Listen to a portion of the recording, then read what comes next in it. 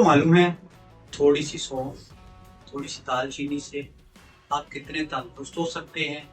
आए तो मैं आपको सौंफ और दालचीनी दोनों निज़ाम बदहजमी, हाजमे और मुंह के छालों के लिए बहुत ही बेहतर है। वो किस तरह?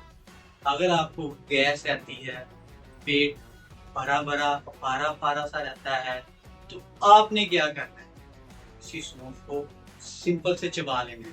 अगर आपका निज़ाम हज़ाम खराब है, बदहज़मी है, उसके साथ आपने क्या करना है, थोड़ी सी सौंफ और उसमें थोड़ी सी दालचीनी डाल के उसका कहवा बना लेना है।